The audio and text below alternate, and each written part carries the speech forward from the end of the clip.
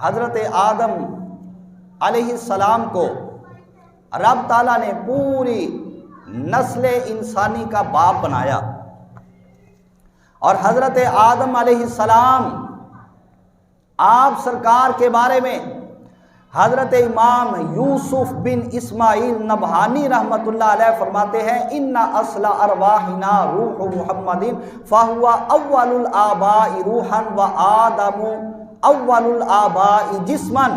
فرمایا کہ اللہ کے پیارے محبوب علیہ السلام کی روح مبارک وہ ہماری روحوں کی جان ہے، اصل ہے، اور آپ سرکار ساری امت کے سب کے آپ روحانی باپ ہیں، جبکہ جسمانی باپ رب تعالیٰ نے سب کا حضرت آدم علیہ السلام کو بنا دیا۔ جسمانی باپ پوری نسل انسانی کے حضرت آدم علیہ السلام، اور روحانی باپ آقا دو جہاں علیہ السلام۔ تو اس اعتبار سے اگر دیکھا جائے تو جسمانی لحاظ سے حضرت آدم علیہ السلام نبی کریم علیہ السلام کے باپ بنتے ہیں، اور روحانی لحاظ سے اگر دیکھا جائے تو نبی کریم علیہ السلام حضرت آدم علیہ السلام کے بھی باپ بنتے ہیں۔ اور کتابوں کے اندر یہ بات موجود ہے کہ جب کبھی حضرت آدم علیہ السلام آقا دو جہاں علیہ السلام کی بارگاہ میں فریاد کرتے، آپ کو پکارتے، تو آپ ان الفاظ سے پکارتے جس کا مطلب یہ بنتا ہے اے میرے روحانی باپ۔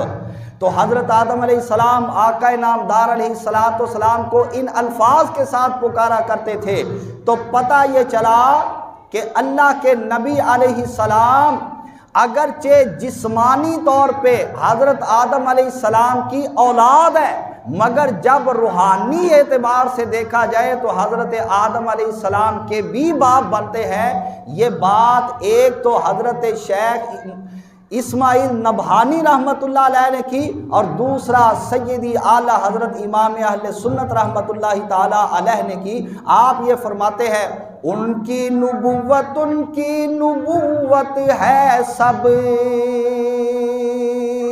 کو عام، ام البشر عروس انہی کے پسر کی ہے۔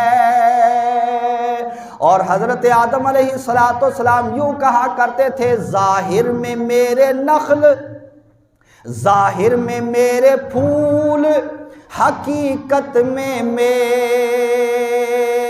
نخل، اس گل کی یاد میں یہ صدا بل